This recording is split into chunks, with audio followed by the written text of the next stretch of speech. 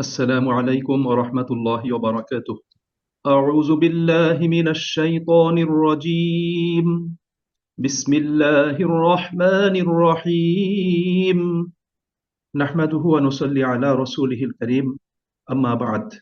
পরম করুণাময় অতীব দয়ালু আল্লাহ তাআলা বলেন, ওয়ায়াবুদুনা মিন দুনিল্লাহ, এবং এই লোকেরা তথা আরবের কাফির ও মুশরিকেরা আল্লাহকে বাদ দিয়ে যাদের ইবাদত করে, মা লা ইয়াদুররুহুম ওয়া লা ইয়ানফাউহুম, তারা তাদের ক্ষতিও করতে পারে না এবং উপকারও করতে পারে না।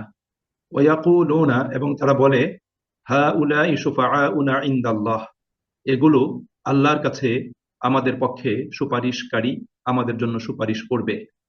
কুল আতুনাব্বিউনা আল্লাহা বিমা লা ইয়ালামু ফিস সামাওয়াতি ওয়ালা ফিল আরদ, আল্লাহ বলেন, হে নবী, আপনি বলে দিন, আতুনাব্বিউনা আল্লাহ, তোমরা কি আল্লাহ তাআলাকে এমন বিষয়ের সংবাদ প্রদান করছো, এমন বিষয় জানাচ্ছ আকাশমণ্ডল এবং পৃথিবীতে যে সম্পর্কে আল্লাহ তাআলা জানেন না বা তার জ্ঞান নেই।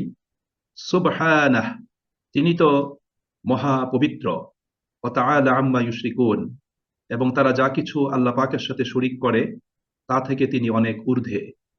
ওমা কানান নাসু ইল্লা উম্মাতাও ওয়াহিদাহ, সূচনায় সকল মানুষ ছিল একই উম্মত ভুক্ত। ফাখতালাফু, পরবর্তীতে তারা বিভিন্ন আকীদা বিশ্বাস এবং ধর্মমত তৈরি করে মতভেদ এবং মতপার্থক্য করে। ওয়ালাউলা কালিমাতুন সাবাকাত মির রাব্বিকা, আর যদি তোমার রবের পক্ষ থেকে পূর্ব থেকেই একটি বিষয় স্থিরীকৃত হয়ে না থাকতো, লাকুদিয়া বাইনাহুম ফীমা ফীহি ইখতালিফুন, তাহলে যে বিষয়ে তারা মতভেদ করছে তার মীমাংসা হয়েই যেত। ওয়ায়াকুলুনা, এবং তারা বলে, লাউলা উনজিলা আলাইহি আয়াতুম মির রাব্বিহ, এই নবীর উপর তার রবের পক্ষ থেকে কোন নিদর্শন নাজিল হয়নি কেন।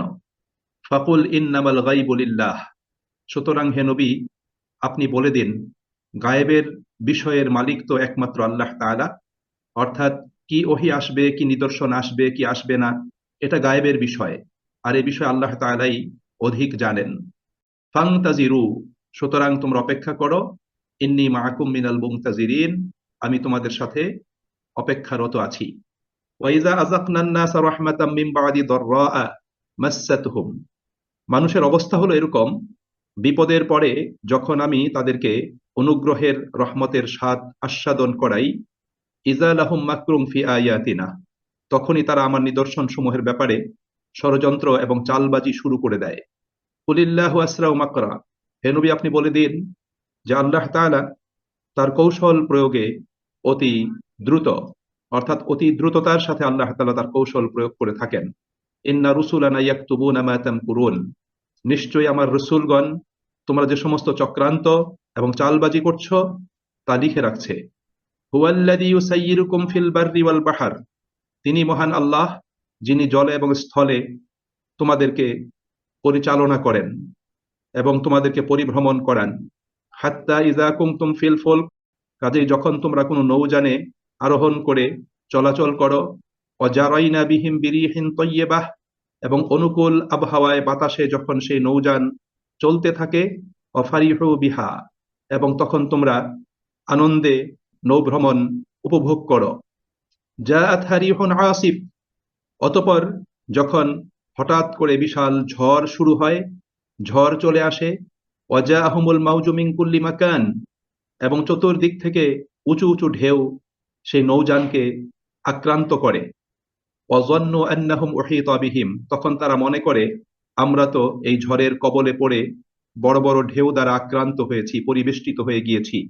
দাউল্লাহ মুখলিসিনা লাহুদ্দিন, তখন তারা একনিষ্ঠভাবে মহান আল্লাহ তাআলাকে ডাকে, তার কাছে কাতর প্রার্থনা করে। লাইন আনজাইতানা মিন হাযিহি লানাকুনান্না মিনাশ শাকিরিন, তারা বলে, যদি তুমি আমাদেরকে এই বিপদ থেকে উদ্ধার করো তাহলে আমরা অবশ্যই তোমার কৃতজ্ঞ বান্দাদের অন্তর্ভুক্ত হব। ফালাম্মা আনজাহুম, অতঃপর আল্লাহ তাআলা যখন তাদেরকে সেই বিপদ থেকে উদ্ধার করেন, ইযা হুম ইয়াবগুনা ফিল আরদি বিগাইরিল হক, তখন তারা এই সত্য থেকে বিচ্যুত হয়ে পৃথিবীতে বিদ্রোহ করতে থাকে এবং অন্যায় অরাজকতা করতে থাকে। ইয়া আইয়ুহান নাস, হে লোকেরা, ইন্নামা বাগিয়ুকুম আলা আনফুসিকুম, তোমাদের এই বিদ্রোহ, তোমাদের এই ধ্বংসাত্মক কার্যকলাপ তোমাদের বিরুদ্ধেই চলে যাচ্ছে। মাতা আল হায়াতিদ দুনিয়া, দুনিয়ার কয়েক দিনের আরাম আয়েশ এবং উপকরণগুলো ভোগ করে নাও। সুম্মা ইলাইনা মারজিউকুম, অতঃপর তোমাদেরকে আমার কাছে প্রত্যাবর্তিত হতে হবে। ফানুনাব্বিউকুম বিমা কুনতুম তা'মালুন, অতঃপর তোমাদের কৃতকর্ম সম্পর্কে আমি তোমাদেরকে অবহিত করব। আমানতু বিল্লাহ। সুপ্রিয় ভাই এবং বোনেরা, আমরা আজকে 10 নম্বর সূরা, সূরা আল ইউনুস এর 18 থেকে 23 আয়াত পর্যন্ত এই অংশটুকুর তিলাওয়াত এবং তার সরল অনুবাদ শুনেছি। সূরা ইউনুসে আল্লাহ সুবহানাহু ওয়া তাআলা তাওহীদ তথা আল্লাহ পাকের একত্ববাদ এবং রাসূল করিম সাল্লাল্লাহু আলাইহি ওয়াসাল্লামের রিসালাত, তার প্রতি প্রদত্ত ওয়াহী এবং আখিরাতের জীবন ব্যবস্থা, এই বিষয়গুলোতে সমকালীন লোকদের যে সমস্ত আপত্তি, যে সমস্ত খোড়া অজুহাত, হঠকারিতামূলক আচরণ, বিভিন্ন অন্যায় আবদার এবং প্রশ্ন, আল্লাহ রাব্বুল আলামিন সেই বিষয়গুলোর যথাযথ দলিল প্রমাণ এবং যুক্তি সহকারে সেগুলোকে খণ্ডন করে সত্য দিনের বাণীগুলোকে আল্লাহ রাব্বুল আলামিন সুস্পষ্টভাবে তুলে ধরছেন। সুপ্রিয় ভাই এবং বন্ধুরা, আমরা যে অংশটুকু পড়তে যাচ্ছি সেখানে আল্লাহ রাব্বুল আলামিন আজকে আলোচনা করছেন 18 নম্বর আয়াত। এখানে মুশরিকদের যে শিরকি আচরণ, আল্লাহকে বাদ দিয়ে তাদের বানোয়াট উপাস্যদের পূজা করা, সেই প্রসঙ্গে আল্লাহ রাব্বুল আলামিন আলোকপাত করছেন। প্রথমে আল্লাহ রাব্বুল আলামিন তাদের পূজার বিষয়টি তুলে ধরেছেন এবং আল্লাহ বলছেন তারা যে সমস্ত বস্তুগুলোর পূজা করে সেই বস্তুগুলো টোটালি অক্ষম, দুর্বল। সেগুলো না পারে তাদের কোনো ক্ষতি করতে, না পারবে তাদের কোনো উপকার করতে। এই কথা বলার পরে আল্লাহ রাব্বুল আলামিন এই মূর্তি পূজা তারা কেন করে, কোন দৃষ্টিকোণ থেকে করে, কোন বিশ্বাস থেকে করে, সেই বাতিল বিশ্বাসের বিষয়টা আল্লাহ রাব্বুল আলামিন উপস্থাপন করেছেন। আল্লাহ বলছেন যে ওরা এই বিশ্বাসে, এই আকীদা পোষণ করে, এই দৃষ্টিকোণ থেকে মূর্তিগুলোর পূজা করে। ওরা মনে করে এই মূর্তিগুলো আল্লাহর কাছে তাদের জন্য শাফাআত করবে, তাদেরকে আখেরাতে পার করিয়ে দিবে, আখেরাতে তাদের কান্ডারি হবে, তাদের পক্ষে ওকালতি করবে। এই বিশ্বাস এবং আকীদা তারা পোষণ করত। আল্লাহ রাব্বুল আলামিন বলছেন ওয়ায়াবুদুনা মিন দুনিল্লাহ, এই লোকেরা, আরবের এই কুফফার এবং মুশরিকরা আল্লাহকে বাদ দিয়ে যাদের ইবাদত করছে, যাদের পূজা করছে, মা লা ইয়াদুররুহুম ওয়া লা ইয়ানফাউহুম, এগুলো না পারে তাদের কোনো ক্ষতি করতে, না পারে তাদের কোনো উপকার করতে। দেখুন, আসলে এটা তো আসলে মানুষ যদি একটু চিন্তা করে তাহলে কিন্তু বিষয়টা বুঝতে পারবে। ইব্রাহিম আলাইহিস সালাতু ওয়াস সালাম এই বিষয়টা তাদের কাছে উপস্থাপন করেছিলেন। ইব্রাহিম যখন মূর্তিগুলো ভেঙে ফেললেন, বড় মূর্তিটাকে অক্ষত রেখে দিলেন, তখন কিন্তু ওরা ইব্রাহিমকে জিজ্ঞাসাবাদ করেছিল। ইব্রাহিম আলাইহিস সালাতু ওয়াস সালাম বললেন, আমাকে জিজ্ঞাসা করছো কেন? যে বড় মূর্তিটা দাঁড়িয়ে আছে তাকে জিজ্ঞাসা করো, হয়তো সে এটা করেছে। তখন তারা বলল যে না, ওরা তো কোনো নড়াচড়া করতে পারে না, কথাই তো বলতে পারে না। তখন ইব্রাহিম আলাইহিস সালাতু ওয়াস সালাম বললেন, দেখো, যে কথা বলতে পারে না, নড়াচড়া করতে পারে না, উপকার করতে পারে না, এমনকি নিজেকে রক্ষা করতে পারে না, তোমরা তাদের পূজা কেন করছো? তাদেরকে কেন সেজদা দিচ্ছ? কেন তাদের ইবাদত করছো? তখন কিন্তু তারা লা জবাব হয়ে গিয়েছিল, কোনো জবাব দিতে পারে নাই। তারা একটা কথাই বলেছিল, আমাদের পূর্বপুরুষদেরকে দেখেছিলাম এদের পূজা করতে, আমরা উত্তরাধিকার সূত্রে তাদের পূজা করছি। এটাই ছিল তাদের জবাব, অন্য কোনো জবাব তাদের ছিল না। আল্লাহ রাব্বুল আলামিন কোরআনুল কারীমের অনেকগুলো আয়াতে এই কথাগুলো বলেছেন। যেমন সূরা হজের 71 নম্বর আয়াতে আল্লাহ তাআলা বলেছেন, ওয়ায়াবুদুনা মিন দুনিল্লাহি মা লাম ইউনাজ্জিল বিহি সুলতানা। আল্লাহ বলছেন তারা আল্লাহর পরিবর্তে যাদের ইবাদত করে তাদের পক্ষে আল্লাহ তাআলা কোনো দলিল প্রমাণ অবতীর্ণ করেননি। অর্থাৎ যাদের পূজা করা হচ্ছে তাদের পক্ষে কোনো দলিল নাই যে তাদের পূজা করা যাবে বা তাদের পূজা করার কোনো অনুমতি আল্লাহ দিয়েছেন। আল্লাহ কোনো দলিল প্রমাণ দেয়া হয়নি। ওমা লাইসা লাহুম বিহি ইলম, এবং তাদের কোনো জ্ঞান নেই। ওমা লিয-যালিমিনা মিন নাসির, এবং জালিমদের কোনো সাহায্যকারীও নেই। আল্লাহ এই কথা বলেছেন। আবার ঠিক তার একটা আয়াত পরে ৭৩ নম্বর আয়াতে এসে আল্লাহ রাব্বুল আলামিন এই মূর্তি প্রতিমাগুলোর অসারতা উপস্থাপন করে আল্লাহ রাব্বুল আলামিন গুরুত্বপূর্ণ সুন্দর একটা উদাহরণ দিয়েছেন। আল্লাহ বলেছেন, আইয়ুহান নাস, যে হে লোকেরা, দুরিবা মাসালুন ফাসতামিউ লাহ, একটা উদাহরণ দেয়া হচ্ছে, মনোযোগ দিয়ে শোনো। ইন্নাল্লাযীনা তাদউনা মিন দুনিল্লাহি লা ইয়াখলুকু যুবাবা, আল্লাহ বলছেন যারা আল্লাহকে বাদ দিয়ে এই ধরনের বানোয়াট উপাস্যদের পূজা করে সেগুলো একটা মাছিও সৃষ্টি করতে পারে না। ওয়ালা বিজতামাউ লাহ, এবং তারা সবগুলো মূর্তি প্রতিমা বানোয়াট উপাস্যগুলো যদি একত্রিত হয়, একজন আরেকজনকে সাহায্য করে, তবুও তারা একটা মাছি তারা সৃষ্টি করতে পারবে না। ওয়া ইন ইয়াসলুবহুমুয যুবাবু শাইআন লা ইয়াস্তানকিযুহু মিন, আল্লাহ রাব্বুল আলামিন বলছেন শুধু মাছি সৃষ্টি করা তো কঠিন ব্যাপার, সেটা তো অনেক দূরের বিষয়। সে সমস্ত নিজের হাতে গড়া মূর্তিগুলোর সামনে তারা যে খাদ্য রেখে দেয় থালি ভর্তি করে, সেই খাদ্য থেকে যদি মাছি একটা খাদ্য কণা নিয়ে যায় সেখানে বসে, সেই মূর্তিগুলো কিন্তু ফেল ফেল দৃষ্টিতে তাকিয়ে থাকে, কিন্তু তারা সেই মাছির হাত থেকে একটা খাদ্য কণা রেখে দেওয়ার ক্ষমতাও তারা কিন্তু রাখে না। আল্লাহ বলছেন দউফাত তালিব ওয়াল মাতলুব, সুতরাং যে প্রার্থনা করছে এবং যার কাছে প্রার্থনা করছে উভয়ই হলো অত্যন্ত দুর্বল। আল্লাহ রাব্বুল আলামিন কোরআনুল কারীমে এরকম দৃষ্টান্ত দিয়েছেন। আল্লাহ রাব্বুল আলামিন সূরা আনকাবুতে মাকড়সার ঘরের সাথে দৃষ্টান্ত দিয়েছেন। আল্লাহ রাব্বুল আলামিন মানুষের ঘুমন্ত জাগ্রত মৃত বিবেকগুলোকে জাগিয়ে তোলার জন্য এই ধরনের অসংখ্য উদাহরণ আল্লাহ রাব্বুল আলামিন প্রদান করছেন। আল্লাহ তাআলা এখানেও বলছেন যে তারা আল্লাহকে বাদ দিয়ে যাদের ইবাদত করে সেগুলো তাদের কোনো উপকারও করতে পারে না, কোনো ক্ষতিও করতে পারে না। অন্যের উপকার ক্ষতি করবে তো দূরের কথা, নিজের উপকারও করতে পারে না এবং নিজের ক্ষতিটাকেও প্রতিরোধ করতে পারে না। এই হলো তাদের অবস্থা।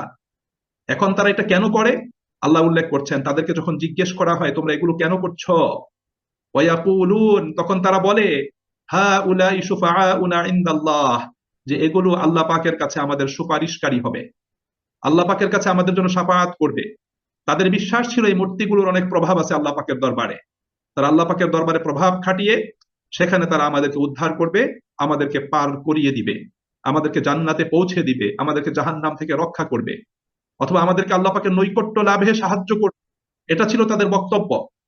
যেমন আল্লাহ সুবহানাহু তাআলা সূরা জুমারের ৩ নম্বর আয়াতে আল্লাহ রাব্বুল আলামিন উল্লেখ করেছেন যে যারা মূর্তি পূজা করে তাদেরকে যখন বলা হলো তোমরা মূর্তি পূজা কেন করো, তখন তারা বলছিল মা না'বুদুহুম, আমরা তো এগুলোর পূজা করি না, আমরা তো এগুলোর পূজা করি না, এগুলোর জন্য তো আমরা অর্ঘ্য নিবেদন করি না, বরং আমরা এগুলোর পূজা এজন্য করি ইল্লা লিয়ুকাররিবুনা ইলাল্লাহি যুলফা, এগুলো আমাদেরকে আল্লাহ পাকের নৈকট্য লাভে সাহায্য করবে, আল্লাহ পাকের নৈকট্য পর্যন্ত পৌঁছে দিবে।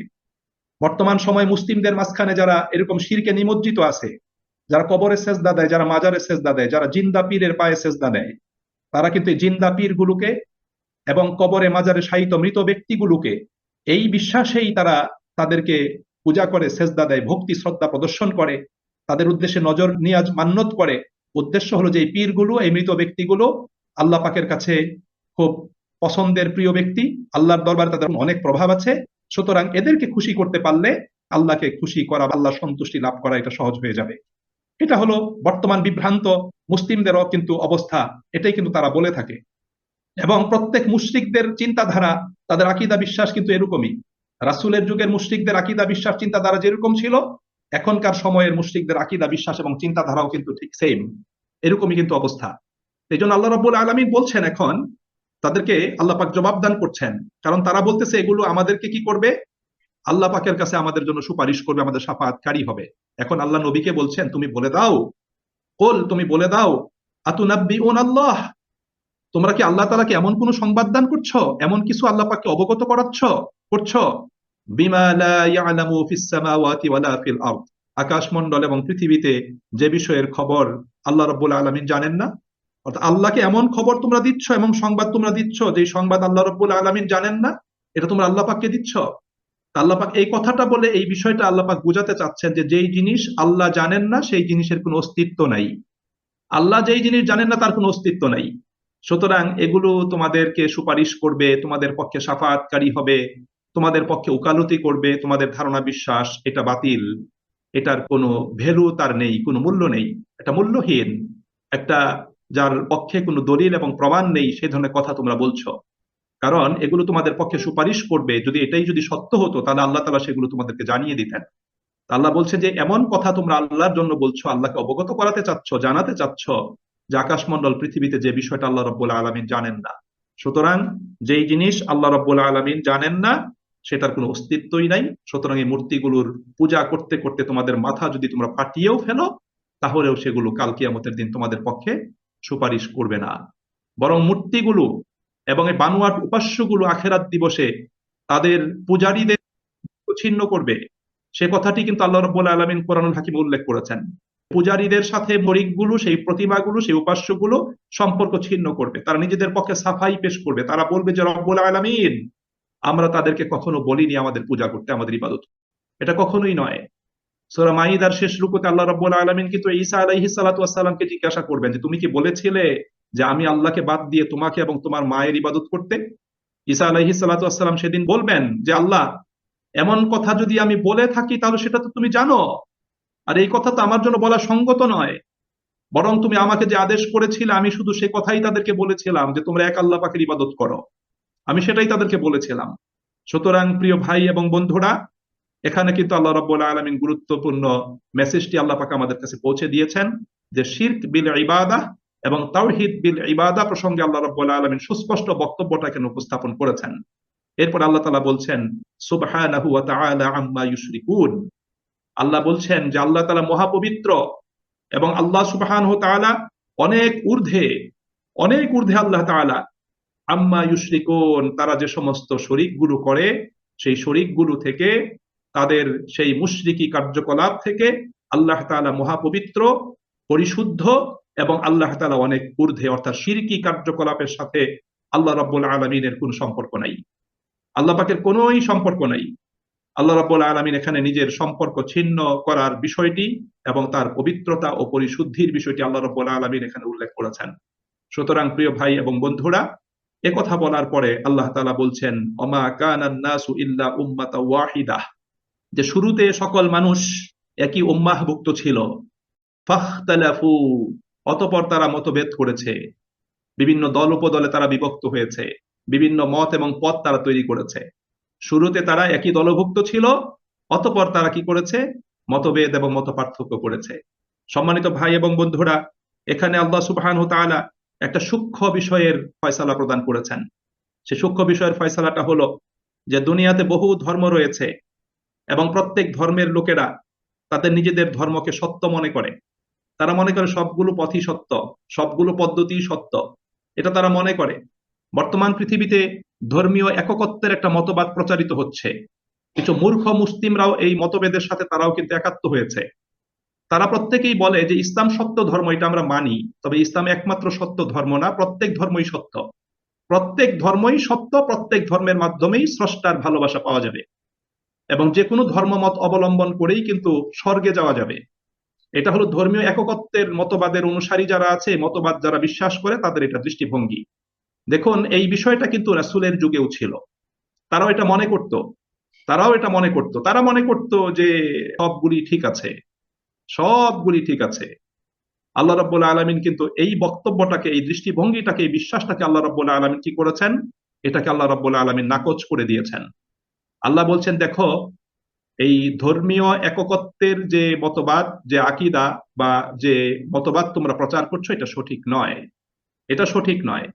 এবং কিছু মানুষের ধারণা, বিশ্বাস ছিল যে পৃথিবীতে মানুষের পদচারণা শুরু হয়েছে অন্ধকারের মধ্য দিয়ে, তারপর পর্যায়ক্রমে সে আলো লাভ করেছে।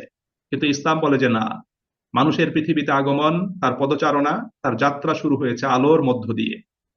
আল্লাহ রাব্বুল আলামিন সেই বিষয়গুলো কোরআনুল কারীমে আল্লাহ রাব্বুল আলামিন উল্লেখ করেছেন। প্রথমত আল্লাহ বলছেন যে পৃথিবীর সকল মানুষ প্রথমে একই ধর্মীয় বন্ধনে তারা আবদ্ধ ছিল এবং তাদের জীবন শুরু হয়েছে আলোর মধ্য দিয়ে। সম্মানিত ভাই এবং বন্ধুরা, এই বিষয়টি জানার জন্য আমরা একদম কোরআনুল কারীমের সূরা বাকারার শুরুতে যদি চলে আসি, যেমন প্রথম মানুষ, প্রথম নবী আদম আলাইহিস সালাতু ওয়াস সালাম, তার জীবন কিন্তু অন্ধকার দিয়ে শুরু হয়নি যে তিনি পৃথিবীতে আসার পরে আস্তে আস্তে আলো পেয়েছেন, এমনটা কিন্তু না। আল্লাহ রাব্বুল আলামিন তাকে সৃষ্টি করার পরে প্রথমে আল্লাহ পাক তাকে আলো দান করেছেন। সূরা বাকারার 31 নম্বর আয়াত, আল্লাহ বলছেন ওয়া আল্লামা আদামাল আসমাআ কুল্লাহা, যে আল্লাহ রাব্বুল আলামিন আদমকে বস্তুসমূহের নাম, পরিচয় এবং জ্ঞান আল্লাহ পাক তাকে শিক্ষা দান করেছেন। অর্থাৎ আদম আলাইহিস সালাতু ওয়াস সালামকে আল্লাহ রাব্বুল আলামিন সৃষ্টি করার পরে জ্ঞানের আলোতে তাকে আলোকিত করেছেন, তাকে জ্ঞান দিয়ে সমৃদ্ধ করেছেন আল্লাহ সুবহানাহু ওয়া তাআলা। এরপরে আল্লাহ রাব্বুল আলামিন 38 নম্বর আয়াতে সূরা বাকারার, আদমকে যখন পৃথিবীতে পাঠানো হয় তখন আল্লাহ পাকের ঘোষণা, আল্লাহ বলছেন ফা ইম্মা ইয়াতিয়ান্নাকুম মিন্নি হুদা, তোমরা পৃথিবীতে যাওয়ার সাথে সাথে তোমাদের কাছে আমার পক্ষ থেকে হেদায়েত আসবে। ফামান তাবিআ হুদায়া ফালা খাউফুন আলাইহিম ওয়ালা হুম ইয়াহজানুন, তখন হেদায়েত লাভ করার পরে যে ব্যক্তি সেই হেদায়েতের অনুসরণ করবে তার কোনো ভয় থাকবে না এবং সে চিন্তাগ্রস্ত হবে না। আল্লাহ রাব্বুল আলামিন আলোর মধ্য দিয়ে পৃথিবীতে মানুষের আল্লাহ পাক যাত্রা করিয়েছেন। আল্লাহ পাক আলোর মশাল হাতে দিয়ে দিয়েছেন এবং আল্লাহ পাক সকলকে একই ঐক্য সূত্রে গেঁথে আল্লাহ রাব্বুল আলামিন পৃথিবীতে প্রেরণ করেছেন। এবং এই প্রসঙ্গে আরো অনেক দলিল রয়েছে, যেমন সূরা আলে ইমরানের 19 নম্বর আয়াত, সেখানে আল্লাহ বলছেন ইন্নাদ দীনা ইনদাল্লাহিল ইসলাম, যে আল্লাহ পাকের পক্ষ থেকে মানব জাতির জন্য আনুগত্যের বিধান হলো একটাই, সেটা হলো ইসলাম। এরপরে আল্লাহ বলছেন ওমাখতালাফাল্লাযীনা উতুল কিতাবা ইল্লা মিন বাদি মা জাআহুমুল ইলমু বাগিয়াম বাইনাহুম। আল্লাহ তাআলা বলছেন যে মানুষকে সুস্পষ্ট জ্ঞান দান করার পরে পরস্পর বিদ্বেষ বশত তারা নিজেরা মতভেদ এবং মতপার্থক্য তৈরি করেছে।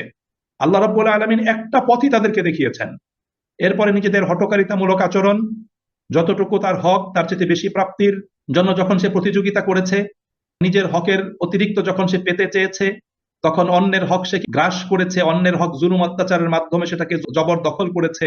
এভাবে মানুষ নিজের আধিপত্য কায়েম করে নিজেরা আল্লাহ পাক প্রদত্ত সেই আলোকিত পথ পরিত্যাগ করে তারা নিজেরা অনেকগুলো পথ তারা তৈরি করে নিয়েছে।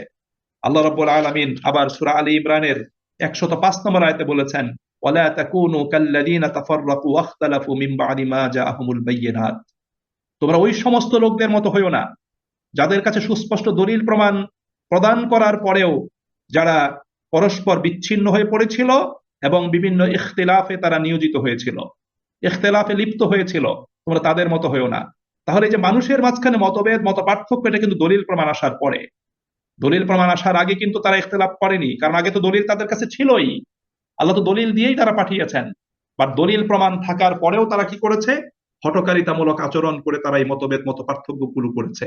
আল্লাহ রাব্বুল আলামিন সেই বিষয়টা এখানে তুলে ধরেছেন। এরপর আল্লাহ বলছেন, ওয়ালাউলা কালিমাতুন সাবাকাত মির রাব্বিকা লাকুদিয়া বাইনাহুম ফীমা ফীহি ইয়াখতালিফুন।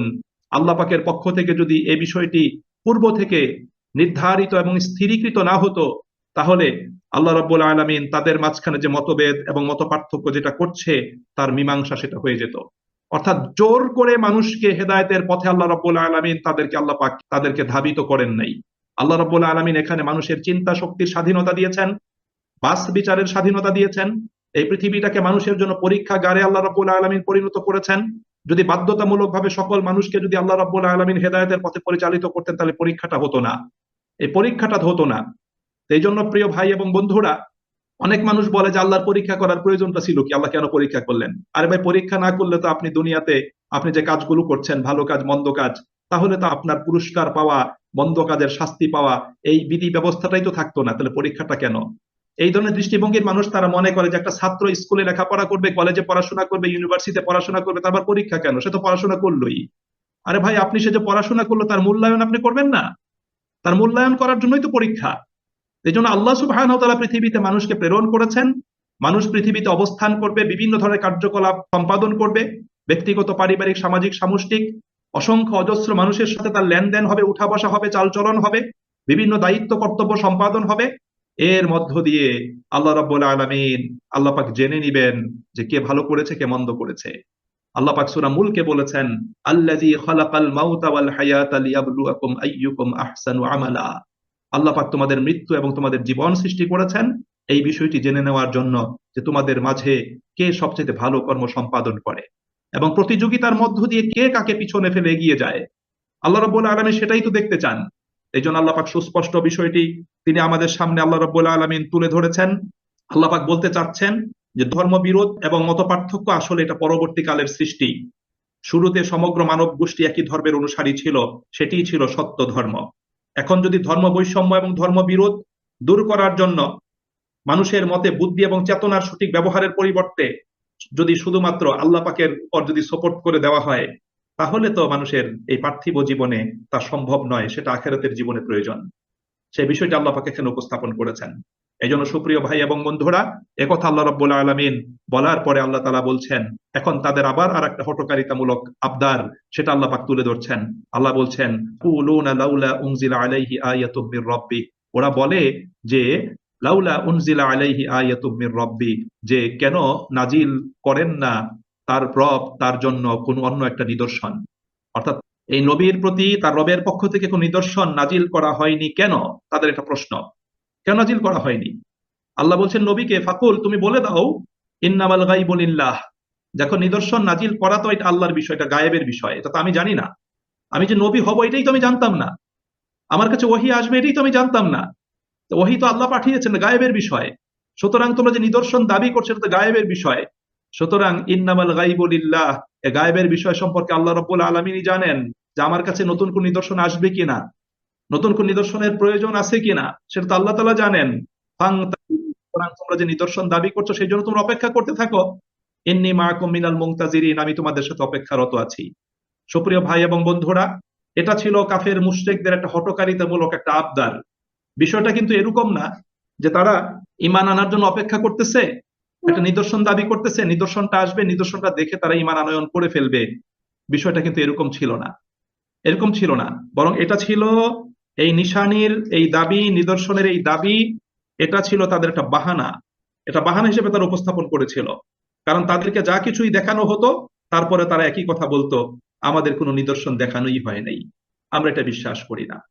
এরকম নিশানির অনেকগুলো দাবি তারা কোরআনুল কারীমে আল্লাহ রাব্বুল আলামিন উল্লেখ করেছেন, তারা এটা চেয়েছিল। যেমন আল্লাহ সুবহানাহু ওয়া তাআলা কোরআনুল কারীমে সূরা বনী ইসরাঈল 17 নম্বর সূরা, তার 90 থেকে 100 আয়াত পর্যন্ত লম্বা একটা অংশ, আপনারা এটা পড়ে দেখবেন। এখানে তারা কি ধরনের নিদর্শন রাসূলের কাছে দাবি করেছিল। তারা রাসূলের কাছে দাবি করেছিল তিনি যেন মরুভূমির মাঝে একটা নদী প্রবাহিত করেন। তারা দাবি করেছিল নবী যেন আকাশের কোনো খণ্ড তাদের উপর ফেলে দেন। তারা দাবি করেছিল নবীর জন্য একটা স্বর্ণের তৈরি বাড়ি হয়, অথবা নবী যেন আকাশে আরোহণ করেন এবং আকাশে আরোহণ করে তিনি যেন একটা কিতাব নিয়ে আসেন এবং যে কিতাবটা তারা পড়বে। তখন আল্লাহ পাক বলছেন, ওয়ামা মানাআন নাসা ইউমিনু ইয জাআহুমুল হুদা ইল্লা আন ক্বালু আবআসাল্লাহু বাশারার রাসূলা। আল্লাহ বলছেন মানুষের কাছে যখন কিতাব আসে তখন তাদেরকে ঈমান আনা থেকে বিরত রাখে তাদের এই বক্তব্য যে আল্লাহ কি একজন মানুষকে নবী রূপে প্রেরণ করেছেন। অর্থাৎ তাদের হঠকারিতামূলক আচরণ, নিদর্শনের দাবি, এটা আসলে মৌলিক কোনো বিষয় ছিল না। এটা ছিল তাদের একটা বাহানা, একটা অজুহাত। এটা তারা পেশ করে সত্য থেকে তারা কি করেছে, দূরে অবস্থান করেছে। আল্লাহ রাব্বুল আলামিন কোরআনুল কারীমে এর জবাবগুলো আল্লাহ রাব্বুল আলামিন প্রদান করেছেন। এজন্যই আল্লাহ তাআলা বলেছেন, যেহেতু তোমরা নিদর্শন নিদর্শন করতেছো, সুতরাং তোমরা অপেক্ষা করো, অপেক্ষা করো তোমরা। ইন্নী মাআকুম মিনাল মুনতাজিরিন, আমিও তোমাদের সাথে কি করতেছি, আমি তোমাদের সাথে অপেক্ষা করতেছি। এরপর আল্লাহ বলছেন, ওয়াইজা যাকনান নাসা রাহমাতাম মিন বাদি দাররা মাসসাতহুম, যে মানুষকে কোনো বিপদ আপদ স্পর্শ করার পরে বা তার উপর বিপদ আপদ পতিত হওয়ার পরে যখন আল্লাহ রাব্বুল আলামিন তাদেরকে রহমতের স্বাদ আস্বাদন করান, ইযা লাহুম মাকরুম ফি আয়াতিনা, তখনই তারা আমার নিদর্শন সমূহের ব্যাপারে চালবাজি শুরু করে দেয়। আল্লাহ রাব্বুল আলামিন বলেছেন তখন তারা কি করে, আল্লাহ পাকের নিদর্শনের ব্যাপারে নানা ধরনের চালবাজি তারা শুরু করে দেয়। আল্লাহ বলছেন, কুলিল্লাহু আসরাউ মাকরা, বলে দাও যে আল্লাহ রাব্বুল আলামিন তিনি কিন্তু তার কৌশল প্রয়োগে অত্যন্ত দ্রুততার সাথে তিনি কাজ করেন। ইন্না রুসুলানা ইয়াকতুবুনা মা তামকুরুন, সুতরাং তোমরা যে সমস্ত অপকৌশল অবলম্বন করছো, তোমরা যে সমস্ত ষড়যন্ত্র করছো, তোমরা যে সমস্ত চালবাজি করছো, সেগুলো আমার ফেরেশতাগণ, আমার রসুলগণ সেগুলোকে লিখে রাখছেন। এখানে আল্লাহ রাব্বুল আলামিন মানুষের সহজাত একটা বৈশিষ্ট্যের কথা আল্লাহ পাক এখানে উপস্থাপন করেছেন। অর্থাৎ মানুষ খুব দ্রুত আল্লাহ পাকের নিয়ামতের কথা ভুলে যায়, মানুষ দ্রুত আল্লাহ পাকের নিয়ামতের কথা অস্বীকার করে, এগুলো মানুষ ভুলে যায়। এই বিষয়টা আল্লাহ রাব্বুল আলামিন উপস্থাপন করেছেন। কোরআনের ছোট্ট একটা সূরা, সূরা আদিয়াত, আপনি সূরা আদিয়াতটা পড়বেন প্রিয় ভাই এবং বন্ধুরা, দেখবেন সূরা আদিয়াতের শুরুতে 5টি আয়াতে আল্লাহ রাব্বুল আলামিন একটা ঘোড়ার বৈশিষ্ট্য আলোচনা করেছেন। যে ঘোড়ার মালিক ঘোড়াকে একটু আদর করে, লালন পালন করে, যত্ন করে, তাকে একটু খড়কুটা খেতে দেয় এবং তার বদৌলতে ঘোড়া কি কি কাজ করে। আল্লাহ বলছে সে ঊর্ধ্বশ্বাসে দৌড়ায়, তার পায়ের খুরের আঘাতে, পাথরের ঘর্ষণে অগ্নিস্ফুলিঙ্গ বের হয়, পিছনে ধুলো উঠতে থাকে, খুব ভোরে সে আক্রমণ চালায় এবং সে শত্রুর সেই সমাবেশের ভিতর সে ঢুকে পড়ে। আল্লাহ পাক ঘোড়ার কথা বলেছেন। অর্থাৎ ঘোড়া মালিকের নিকট থেকে একটু আদর যত্ন পেয়ে, একটু খাবার পেয়ে সে মালিকের জন্য নিজের জীবন বিপন্ন করে সে ঝাঁপিয়ে পড়ে। আল্লাহ রাব্বুল আলামিন ঠিক পরের 6 নম্বর আয়াতে বলেছেন, ইন্নাল ইনসানা লিরাব্বিহি লাকানুত, নিশ্চয়ই মানুষ হলো তার রবের প্রতি বড়ই অকৃতজ্ঞ। অথচ সেই ঘোড়ার মালিক ঘোড়াকে যতটুকু না দিচ্ছে, মালিক তার চেয়ে লক্ষ কোটি গুণ বেশি মানুষকে তিনি প্রদান করছেন।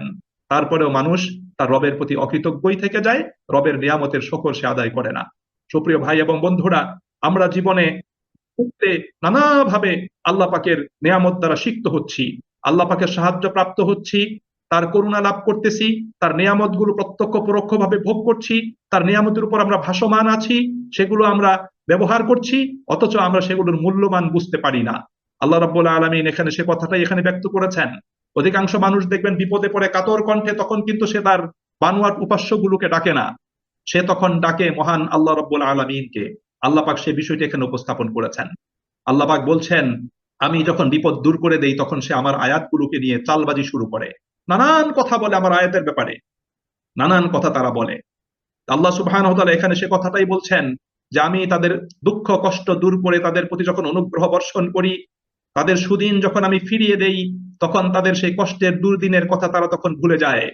তারা আমার প্রতি বেপরোয়া আচরণ করে, আমার নিদর্শনগুলোকে নিয়ে ঠাট্টা মশকরা করে, উপহাস করে, বিদ্রূপ করে, এবং আমার প্রতি কৃতজ্ঞতা প্রকাশ করার পরিবর্তে আমার অকৃতজ্ঞ তারা হয়, আমার প্রতি কৃতজ্ঞ হয় তারা, এবং তারা আমার নিয়ামতগুলোকে তাদের পায়ে ঠেলে দেয়।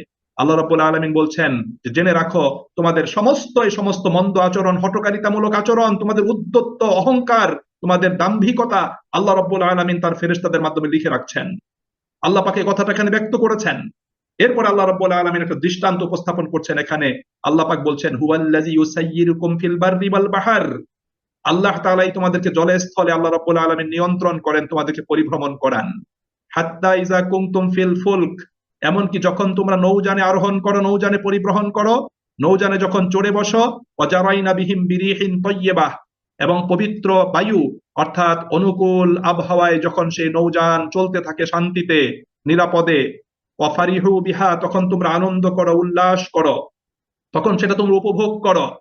জাআতহা রিহুন আসিফুন, এবং হঠাৎ যখন কোনো ঝড় শুরু হয়, ঝঞ্ঝা বায়ু যখন আসে, চলে আসে, ওয়াজাহুমুল মাউজু মিন কুল্লি মাকান, এবং চতুর্দিক থেকে যখন বড় বড় ঢেউ সেটাকে আক্রান্ত করে এবং আছড়ে পড়ে সেই নৌযানের উপর ঢেউগুলো, ওয়াজান্নু আন্নাহু মুহীতা বিহিম, তখন তোমরা মনে করো যে আমরা এই ঢেউ দ্বারা পরিবেষ্টিত হয়ে গিয়েছি, আমরা আক্রান্ত হয়েছি। দাউল্লাহ মুখলিসিনা লাহুদ্দিন, তখন কিন্তু তোমরা কি করো, প্রত্যেকেই, আল্লাহ রাব্বুল আলামিন বলছেন, তখন তারা তাদের বানোয়াট উপাস্যগুলোকে ভুলে গিয়ে তখন তারা আল্লাহ রাব্বুল আলামিনকে ডাকতে শুরু করে দেয়। কিভাবে ডাকে? মুখলিসিনা লাহুদ্দিন, অত্যন্ত বিনয়ের সাথে তখন তারা আল্লাহ পাককে ডাকতে থাকে। আল্লাহ রাব্বুল আলামিন তারপরে বলছেন, তারা কাতর কণ্ঠে বলতে থাকে, লাইন আনজাইতানা মিন হাযিহি, যে হে আল্লাহ, আমাদেরকে যে তুমি বিপদ থেকে উদ্ধার করো, লানাকুনান্না মিনাশ শাকিরিন, আমরা তোমার কৃতজ্ঞ বান্দা হয়ে যাব, আমরা তোমার কৃতজ্ঞ বান্দা হয়ে যাব। দেখেন এখানেও কিন্তু আল্লাহ রাব্বুল আলামিন একটা সূক্ষ্ম বিষয় উল্লেখ করেছেন। সেই সূক্ষ্ম বিষয়টা কি? সেই সূক্ষ্ম বিষয়টা হলো যে প্রত্যেক মানুষের অন্তরে তাওহীদের সত্যতার একটা নিশানি রয়েছে। প্রত্যেক মানুষের ভিতরে একটা নিশানি আছে। সেই নিশানিটা কখন? সেই নিশানিটা কিন্তু আল্লাহ রাব্বুল আলামিন সৃষ্টির সূচনাতেই কিন্তু মানুষের ভিতর আল্লাহ পাক প্রদান করেছিলেন। যেমন আল্লাহ রাব্বুল আলামিন সূরা আরাফের ১৭২ নম্বর আয়াতে আল্লাহ পাক বিষয়টি উল্লেখ করেছেন। সেখানে কিন্তু সমস্ত প্রাণ সৃষ্টি করার পরে আল্লাহ পাক জিজ্ঞেস করেছিলেন, আলাস্তু বিরাব্বিকুম? ক্বালু বালা। সেদিন কিন্তু আল্লাহ পাক প্রশ্ন করেছিলেন যে আমি কি তোমাদের রব নই? সেদিন কিন্তু আমরা প্রত্যেকেই সাক্ষ্য দিয়েছিলাম যে হ্যাঁ, তুমি আমাদের রব, এবং আমরা সাক্ষ্য দিলাম। সেখানেই কিন্তু আল্লাহ রাব্বুল আলামিন প্রত্যেক মানুষের অন্তরে, মনে, তার মস্তিষ্কে স্রষ্টার প্রতি বিশ্বাস, আল্লাহর প্রতি বিশ্বাস, এই বীজ কিন্তু আল্লাহ পাক সেদিন কিন্তু কি করেছিলেন? সেদিন বপন করে দিয়েছিলেন, সেদিন বপন করে দিয়েছিলেন। এই জন্য বিপদে পতিত হওয়ার পরে মুশরিকরা, কাফেররা কিন্তু তখন তাদের মূর্তি প্রতিমাগুলোকে ডাকে না। তারা কিন্তু তখন মনে করে যে মূর্তি প্রতিমাগুলোকে ডেকে কোনো লাভ নাই, এখন আল্লাহকে ডাকতে হবে। তখন তারা কিন্তু আল্লাহ তাআলাকে ডাকে। আপনি এরকম একটা দৃষ্টান্ত আমরা সূরা আনামের ভিতর পড়ে এসেছি। সূরা আনামের ২৯ নম্বর তাফহিমের ২৯ নম্বর টিকাতের একটা ঘটনা উল্লেখ করা হয়েছে। সেখানে আবু জেহেলের পুত্র ইকরামা, তার বিরুদ্ধেও কিন্তু মৃত্যু পরোয়ানা জারি করা হয়েছিল। আল্লাহ রাসূল বলছেন যে ইকরামাকেও যেখানে পাওয়া যাবে হত্যা করা হবে। এই ভয়ে ইকরামা মক্কা ছেড়ে পলায়ন করতে চাচ্ছিল, এবং সে মক্কা থেকে পলায়ন করার পথে লোহিত সাগর সে পাড়ি দেওয়ার জন্য একটা নৌযানে আরোহণ করেছিল। প্রচন্ড ঝড় শুরু হলো, তখন প্রত্যেকেই যার যার মূর্তি প্রতিমাগুলোকে, বানোয়াট উপাস্যগুলোকে ডাকছিল। কিন্তু তখন বলা হলো যে সমস্ত গুলোকে ডেকে কোনো লাভ নাই, সেই মহান আল্লাহকে ডাকো যিনি এটা থেকে আমাদেরকে উদ্ধার করতে পারেন। তখন আবু জেহেলের পুত্র ইকরামার মনের ভিতর এই ভাব তৈরি হলো যে যদি তাকেই ডাকতে হয়, তাহলে তো আমার সব কাজেই তো তাকে ডাকতে হবে, এবং তাকে ডাকার বিষয়টা তো আজকে ২০ বছর যাবত মুহাম্মদ সাল্লাল্লাহু আলাইহি ওয়াসাল্লাম আমাদেরকে বলে আসছেন। সুতরাং আমি মুহাম্মদ থেকে পলায়ন করছি কেন? তাহলে মুহাম্মদ যে আল্লাহকে ডাকেন, যে আল্লাহকে ডাকার জন্য তিনি আমাকে বলেছেন, আমিও তাকে ডাকি।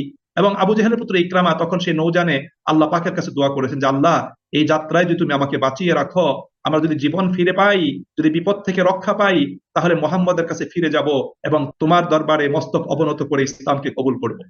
এবং ইকরামা সেখান থেকেই কিন্তু তার জীবনের মোড় পরিবর্তন হয়ে গিয়েছিল, এবং সেখান থেকে এসেই কিন্তু সে ইসলাম কবুল করেছিল। আল্লাহ রাসূল সাল্লাল্লাহু আলাইহি ওয়াসাল্লাম তার ঈমানটাকে গ্রহণ করেছেন, এবং আল্লাহ রাসূল সাল্লাল্লাহু আলাইহি ওয়াসাল্লাম তার মৃত্যু পরোয়ানা উঠিয়ে নিয়ে আল্লাহ রাসূল তাকে কি করেছেন? মাফ করে দিয়েছিলেন।